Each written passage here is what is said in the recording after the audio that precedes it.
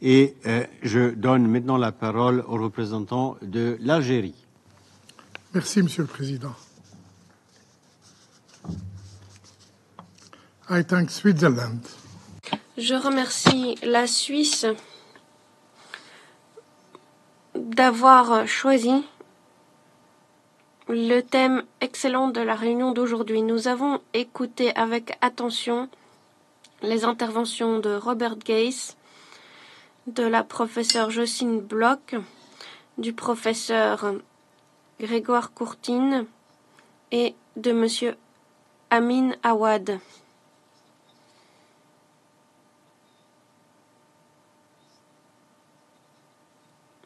Aujourd'hui, nous sommes à un moment tournant de l'histoire humaine.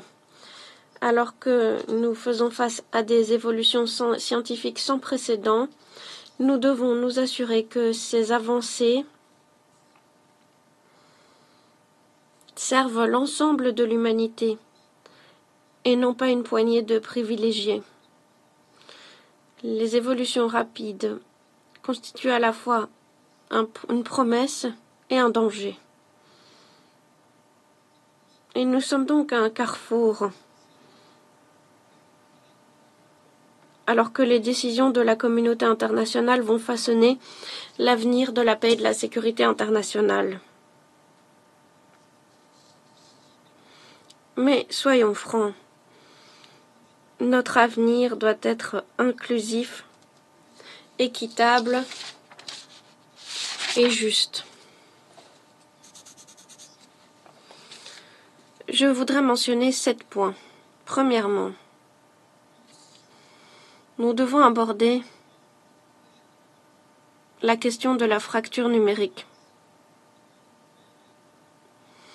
Alors que ces technologies de pointe apparaissent, nous courons le risque de creuser le gouffre séparant les pays développés et en développement.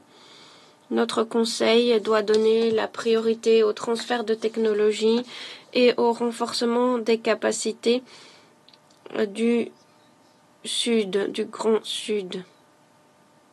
La science devrait nous unir et non nous éloigner.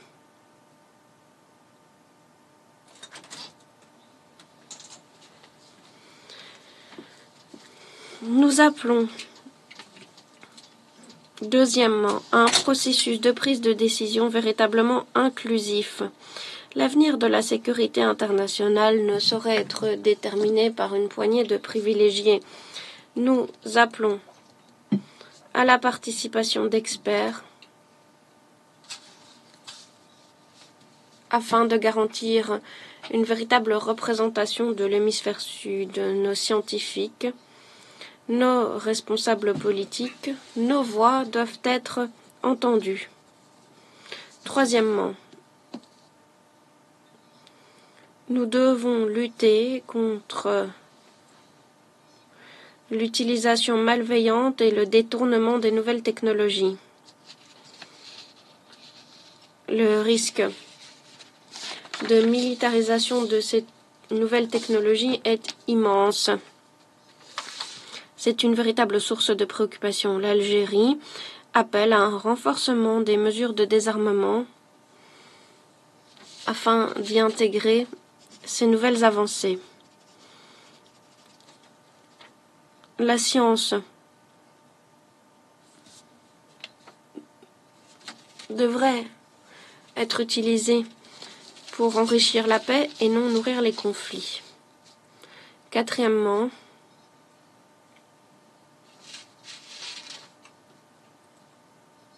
les avancées scientifiques doivent tenir compte du développement durable. Comment les sciences peuvent-elles nous permettre de traiter des changements climatiques?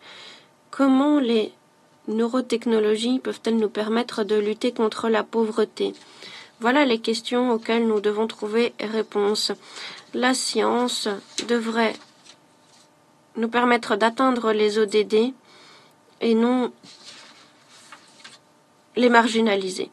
Cinquièmement, nous devons protéger la souveraineté des nations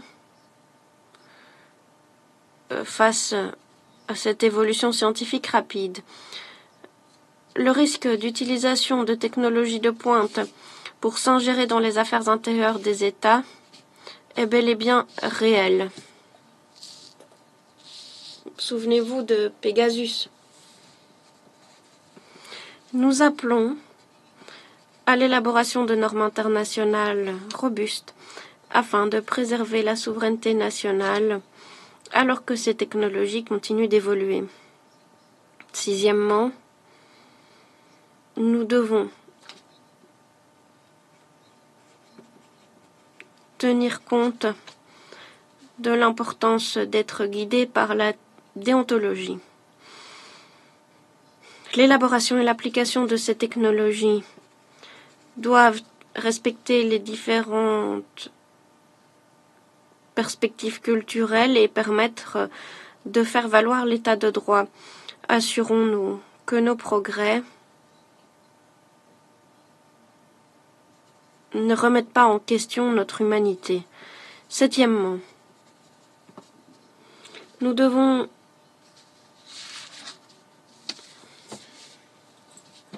aborder les retombées financières. Garder la cadence face à ces évolutions rapides est onéreux. Des mécanismes d'appui financier sont indispensables pour que les pays en développement ne soient pas laissés pour compte dans cette révolution scientifique. Enfin, Monsieur le Président, nous insistons sur l'utilisation pacifique de ces nouvelles technologies. Qu'il s'agisse de renforcer les capacités du maintien de la paix de l'ONU ou d'améliorer la fourniture de l'assistance humanitaire, les possibilités d'action positive sont immenses. Toutefois, nous ne pourrons concrétiser ces objectifs qu'en garantissant un accès équitable aux technologies. En guise de conclusion,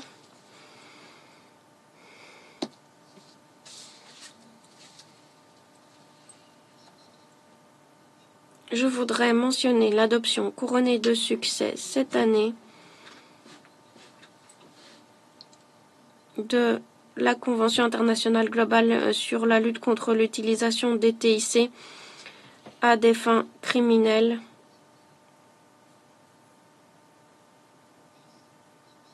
L'adoption d'un résultat sur cette convention qui a été menée par l'Algérie. Voilà un exemple parfait d'un multilatéralisme efficace. Chers collègues, les défis à relever sont immenses, tout comme les opportunités. Merci. Je remercie le représentant de l'Algérie.